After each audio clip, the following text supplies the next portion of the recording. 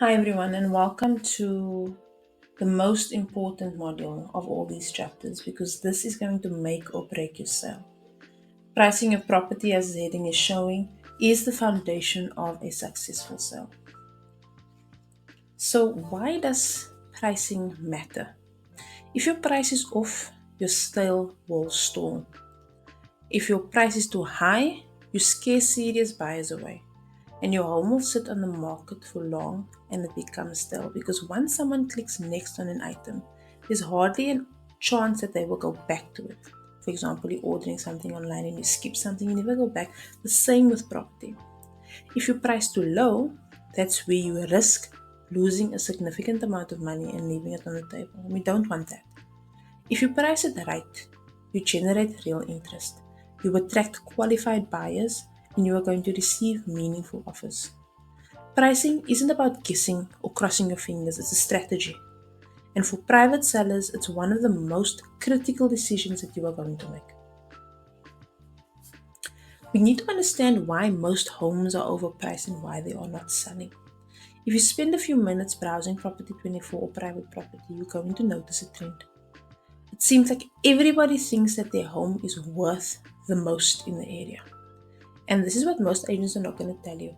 Just because a house is listed, for example, for 2 million on a property, it doesn't mean that it's worth 2 million. Most listings are overpriced on purpose because the agents promised an inflated rate to win an exclusive sole mandate from the seller. And then what they're going to say is, it's too high and we can renegotiate, but they don't update it on Property 24. They get the offers in for the home sale. They show the sellers, look, this is the offers that we are getting. You're not going to get higher offers. You're going to need to accept this. But they won't update that price on Property 24 or wherever you see the home was listed for. So the homes that actually sell, they are the ones that are priced on data and not on wishful thinking. So in order to get to that price, we need to change our mindset and think like a bank and not like a seller. If you want to price your home smartly, you mustn't think like a homeowner because banks don't approve home loans based on an asking price. They look at the recent sales in your area, and this is known as comparable sales, and that's how they're going to determine a value, and that's how you should also approach it. So, the first step to thinking like a bank is getting a property report. It's going to cost you an amount online, but there's many sites that you can get them on. There's Lightstone, Indeed, PropStats. I will share links in the page, or you can just search these names on Google.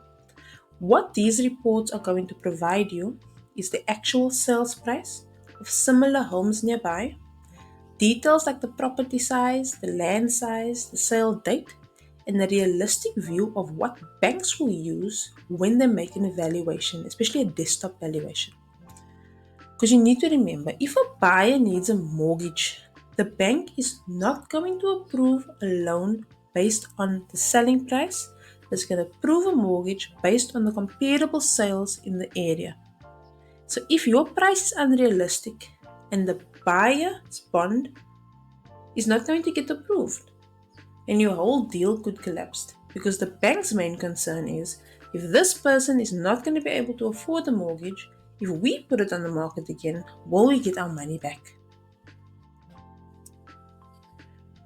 We also need to understand how valuators work. So, a professional valuation has nothing to do with your memories or your personal sentiment. It's purely methodical. What's the word? Methodical. It's purely logic and data driven. That's the word I'm basically looking for. And here's what banks valuators look at. They look at the location, they look at the size, they look at the land size, the condition and the upgrades of your property, and the actual sales price of homes in the area. So if you're basing your home price on what other people are asking, like listing prices, you're already heading in the wrong direction. You need to start with what's being sold in the area. And that's where our baseline is going to be when we come into our calculations. Alright, so we've got our property report. This is a Lightstone report. and the information that you will get probably on page 3. I'm not going to show the whole report because it's got a lot of information on. But this is the main page we are looking for to gather our data to get to our price. As you can see on here, it gives you your average sales price in the area. This row of data here is the homes that have sold. So it will give you the price, it will give you the date, it will give you the land size, the bedrooms, everything which you can compare to your home, which is on top. So in order for us to do a calculation on what we should price our home on, we need to try and identify what our average per square meter price is for our house. So highlighted here, you will see most of the sales already has that square meter price on it. In this case, it is a house that was sold to the value of 825,000 Rand, and the size of the house was 87 square meters. If you take that amount and you divide it by this 87, you get 9,482 meters squared. That is the square meters per square meter for this house, not the 87 itself. So each 1 square meter is 9,842. If you times that amount again, you then get the 8,250,000 Rand. So in order for us to get this for our home, we are going to now search for homes that are similar to ours. So here, the highlighted amount is our data that we need to try and compare with. So what we're going to do is we are going to find 3 to 5 properties which is similar to ours and gather that data. This sheet is in the pack. And this is how we are going to do our formula. These homes that I've chosen here, the amount does range out a bit, but it's the most similar homes that I have found. So what we're going to do is, once we collect the homes, we're going to use the price per square meter amount. We need to find an average so that we can calculate that on our amount. So we're going to take each home. So it's 3 houses that I used. We're going to divide that by 3 to get an average price. So in this case, the average price I'm going to use is 8,704 Rand to calculate my value of the home that I'm going to use. And this is the sales price gauge. Remember, this amount is not set in stone. It's to give you an estimate of, am I on the right track? Am I heading towards the right direction? And you are only going to see that with the comparable sales. And this is what the bank also does when approving a mortgage. So in our event, our home is 137 meters squared. I times it by that 8,704 Rand. So we got a home value amount of 1.192448 million. And this is where we're going to gauge for the price we are going to market at. So you have your idea, you get this, you compare the two and you see, okay, I'm on the right track, I'm going to market for this. Okay, my house price is quite high. I need to adjust it to get to a realistic price range. So the price adjustments are also going to be based on what value you are giving. You're either going to deduct or you're going to add. Do you have a pool? Is it solar? Is your house modern? Is it a fixer-upper? Adjust by 500 to 1,000 per square meter. So if you're working on that 8,000 Rand, okay, my home needs a bit more. So I'm rather going to take a 500 Rand off. Let's do that calculation again to see how much you got.